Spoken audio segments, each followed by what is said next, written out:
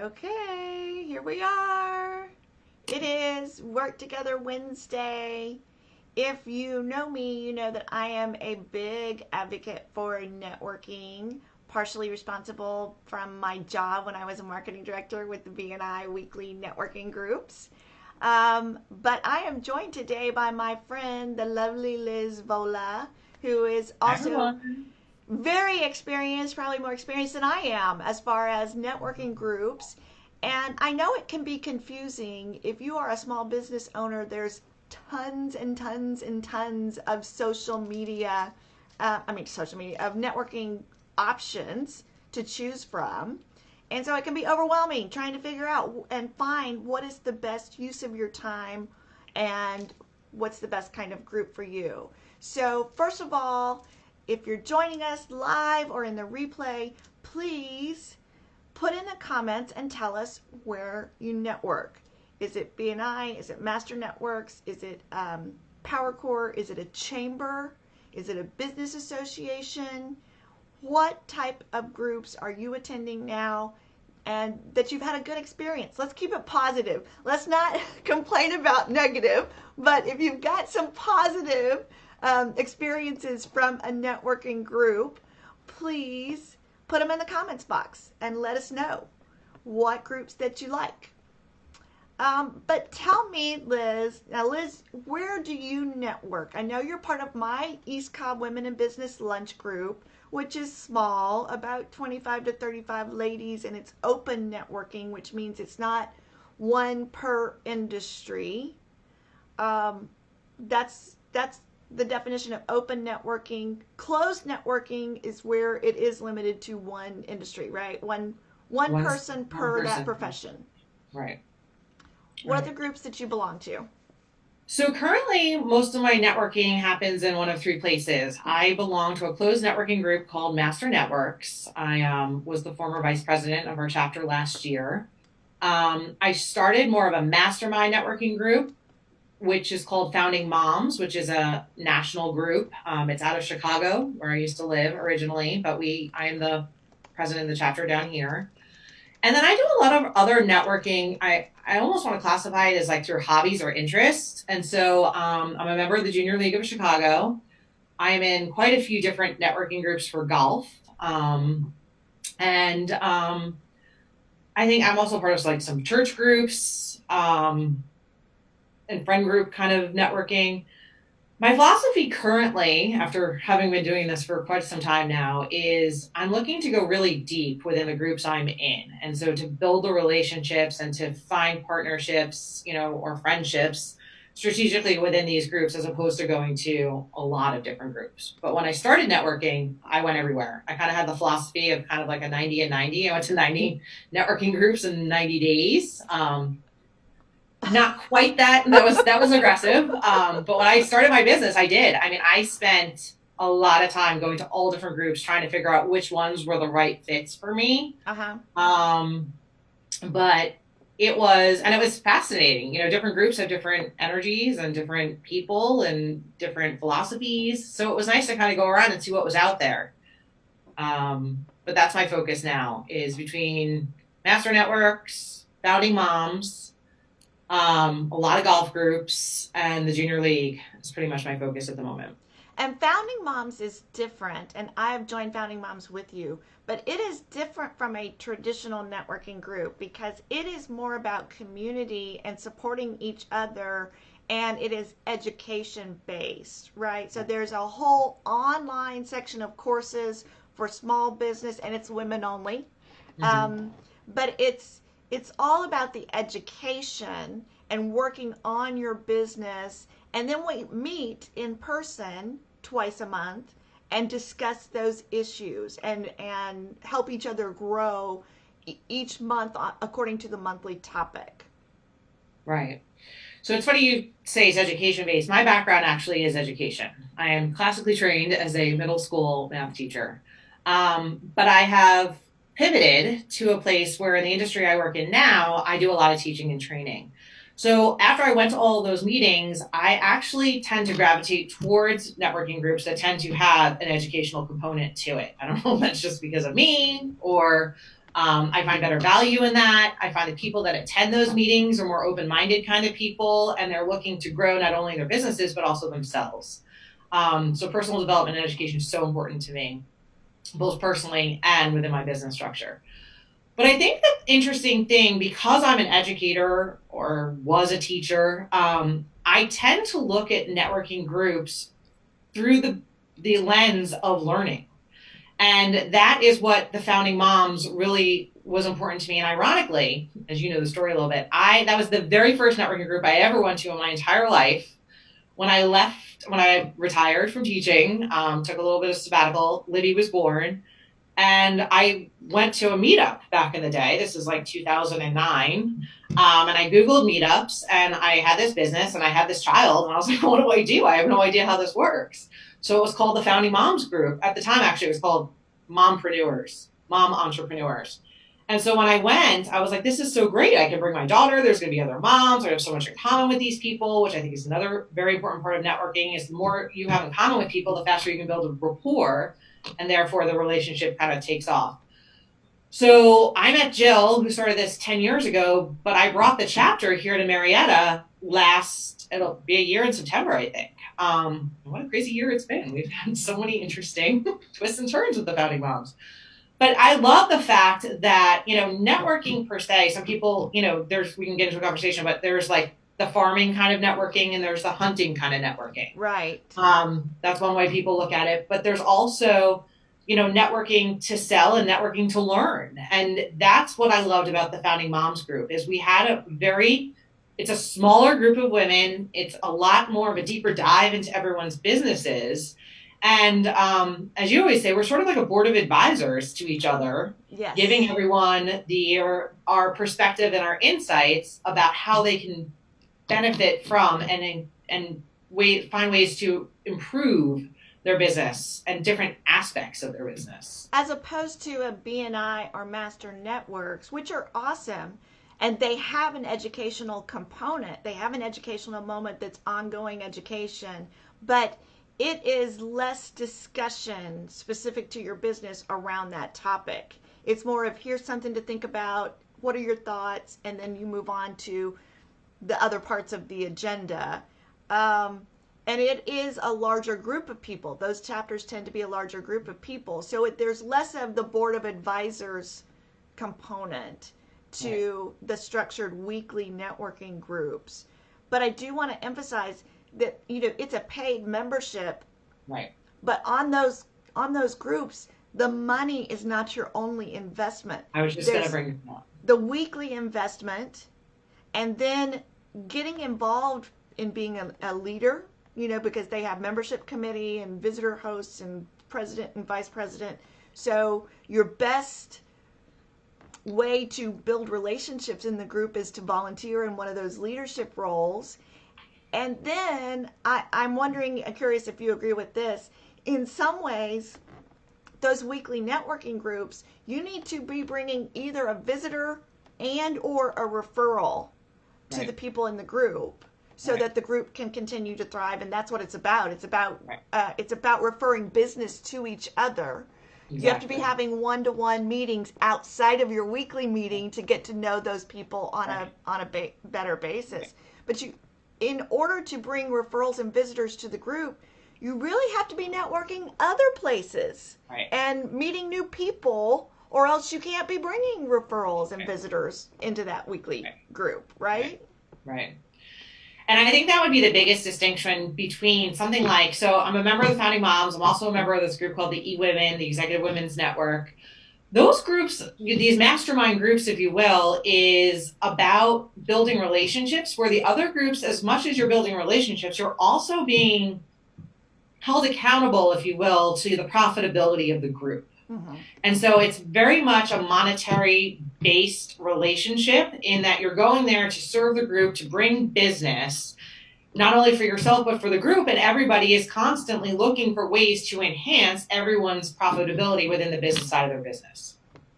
Founding Moms and some of the other groups, I don't think that the profitability is the main reason why people are going there. I think people are going there more so, especially with Founding Moms, is to look at an aspect of your business, a different aspect every month, and to have your own personal growth within the reflection of how your business is doing, your personal financial goals within your business, as opposed to, and you're helping other people, giving them insights as to how they can perhaps improve their financial goals within their business without the accountability of having to refer business to these Right. people or the groups. And that's the biggest piece, is like referring business versus an exchange of ideas.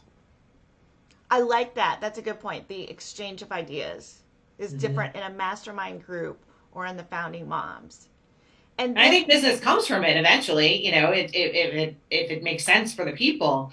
But that is not your number one reason for joining more of these mastermind groups versus a networking group. so Like you a have group. to understand what your goals are. You have to decide for your business, what do Right. I need? Am I struggling to overcome challenges in my business and I need more of that advisory board and exchange of ideas to help shape the challenges and the decisions that I'm making in my, and it may not be an either or, it may be both. But Right. just recognize the weekly networking groups that are structured, they really are designed to drive business. You're Right. building Right. relationships, you're giving referrals, you're expecting referrals in return to build your Right. business. And then there's the other group, the open networking, like a chamber or a business association. And I think, in my experience, the trap you can fall into is you're paying for lunch or you're paying for membership, and usually those are less expensive. It's not terribly expensive. Um, but you go and you talk to people, and it's nice, but it's more socializing, and you don't get business from there, from attending those lunches, unless you're intentional about those conversations, unless you're intentional about, I need to meet this type of referral partner, who Right. here is in that business, who can Right. introduce me to a referral Right. partner, who can I have coffee with because I need to strategically deepen a relationship. So I Right. think the more open networking, they're everywhere, and you could spend all your time going to countless networking events that never actually impact your business, because you're, that's as far as it goes. It's just showing up for lunch and having some nice conversations and nothing else. And so I think that's like the piece of networking that's very let's say nebulous, is the idea that it's social, but the intention has to also be the follow through and the follow up of who you've met socially.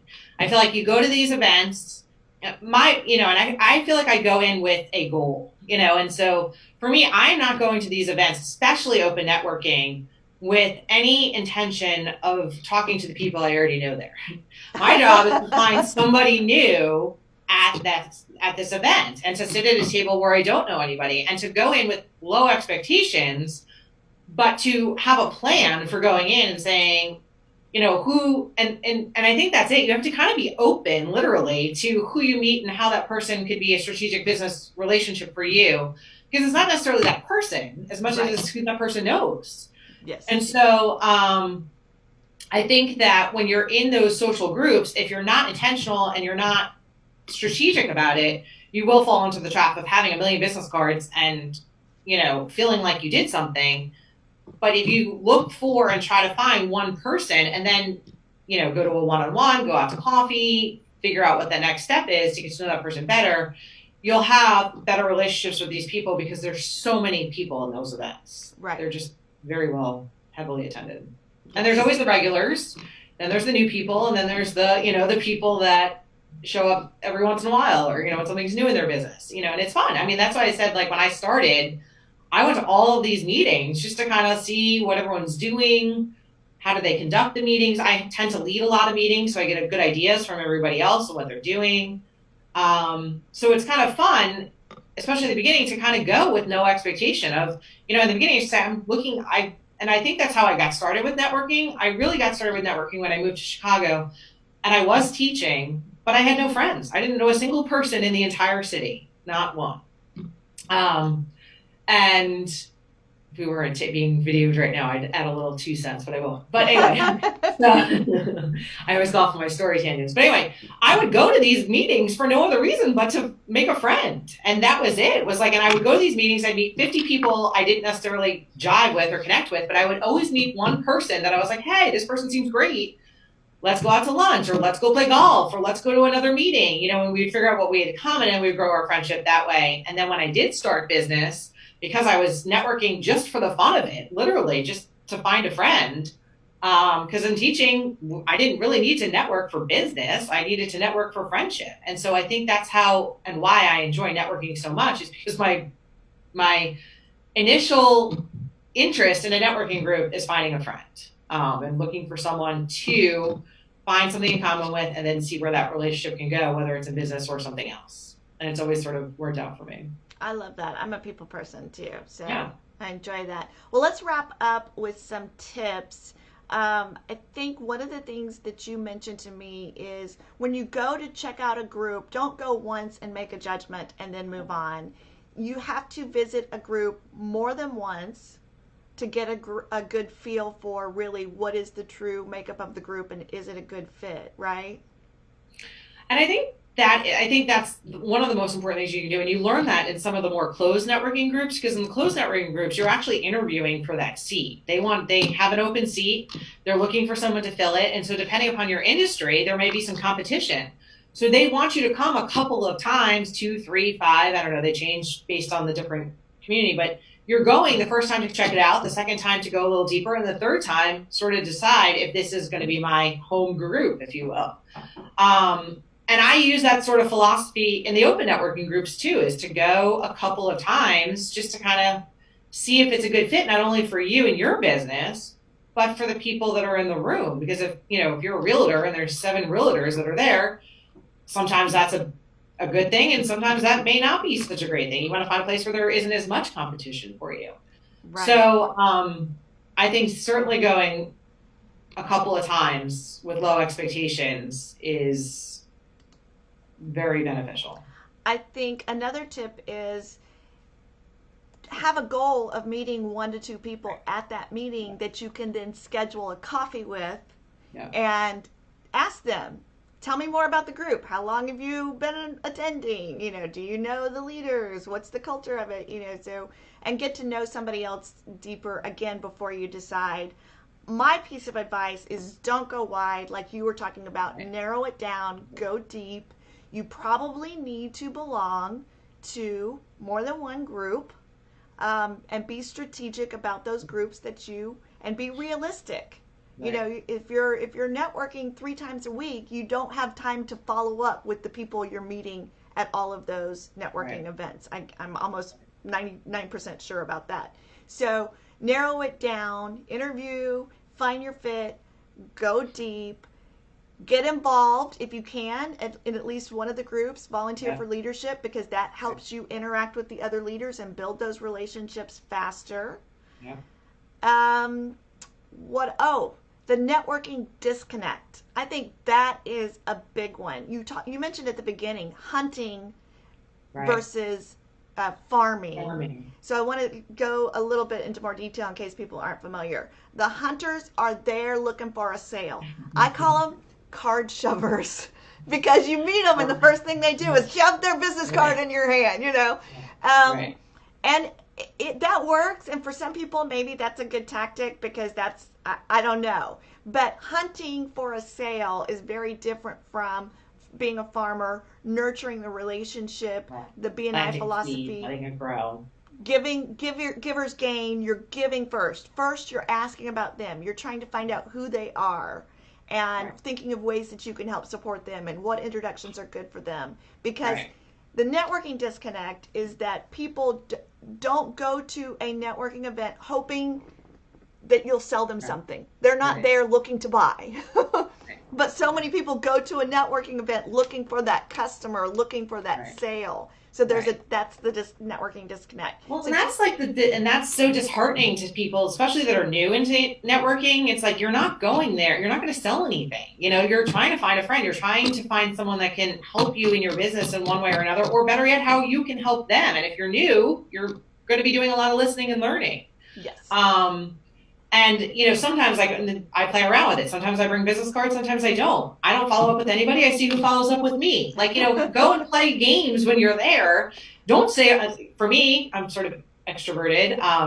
When I go in, I can kind of take over the room a little bit. So sometimes I pretend I'm not going to say a word the entire time I'm there. I'm going to wait for someone to find me. I'm going to be the quiet person in the room for a minute, and just see what that's like. And so you have to really work on, and that's the piece of going to networking is it takes, I think, so long to build relationships and networking. I mean, so much longer. And you can probably speak to this in terms of, it's like 6 to 12 exposures for someone to really think about what you have to offer, something that they need. And sales in general is solving other people's problems. Right. What do we say on social media? And that's why I like networking. I mean, to kind of bring it full circle, social media, if it's 6 to 12 exposures in person, what is it, like 60 to 120 on social media? I mean, I don't even know what it is, but it's significantly more, exposure to that person to feel like you're connected enough to them to want to find out more about what they do or how they can help solve whatever your personal problem is. Well, I love that you brought that up because, well, social media is my love, Right. but I don't think it's one or the other, all in person or all social media. I think it's a combination, and social media helps Right. you nurture and connect and find out more, Stay in front possibly of. on a personal level, in between Yep. those in person meetings. Yep. So it definitely is very valuable for nurturing those relationships. So, and you need both. You need it because it is so many touches.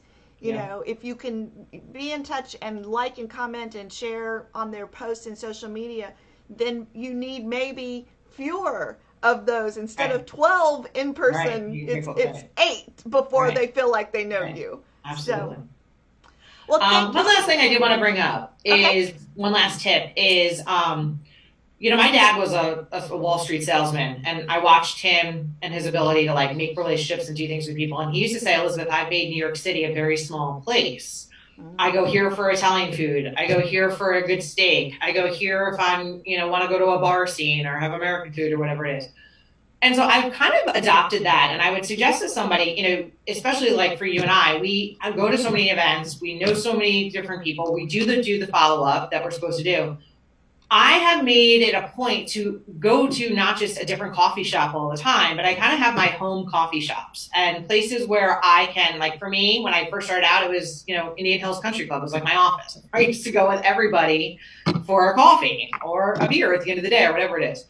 And then we joined a co-working space. And so that was another place where we were networking and socializing at the same time. And I would bring people into that space where it was like my home space because I have to follow up with people all the time. Mm-hmm. And I think, a place right now that I think is really great and just, for the fun of it is Rise Tea and Coffee. Like, I really just want to say, like, that's a gym. And a lot of what we do is like working out and networking because Yes. as women, I think we are so crunched for time that if we can kind of like double dip or cross off, 2 things on our to-do list at one time. And then when you walk in, you see everybody, you know everybody. So even though you're meeting intentionally with this person, you're organically networking with everybody else that is in there. And so I would say to somebody to find a place, whether it's a coffee shop that you love or, even when the gym that I used to belong to, they had like coffee there. I mean, just find a way to kind of overlap your networking. The Georgian Club was closed, but I loved it there. That was another type of place to go and meet and network at the same time. Because it's kind of hard in a coffee shop to have that second level conversation because, I mean, and you notice I'm a little loud. So when I'm in coffee shops, it's kind of like, but when I'm in these other places, you can find a little nook to sit in or a table over here in the corner or, everyone's like, oh, So I think that would be just one last tip is to find a place where you become quote unquote the regular, like in Cheers. Yes. And use that space as your home base because it'll make you more comfortable and the person coming into it to get to know you better because you'll be seen as someone who is social and outgoing and people. And this is your place. That's another benefit. Yeah. Awesome. I love it. Thank you so much for sharing your experiences with us today. If you're watching, let us know your thoughts. What do you recommend for networking? What's worked for you? If you're watching the replay, put in #replay and let's continue this discussion. Thanks, Absolutely. everybody, and we will see you next Wednesday at 1:30. Thanks for inviting me, Mel. This was fun. Awesome.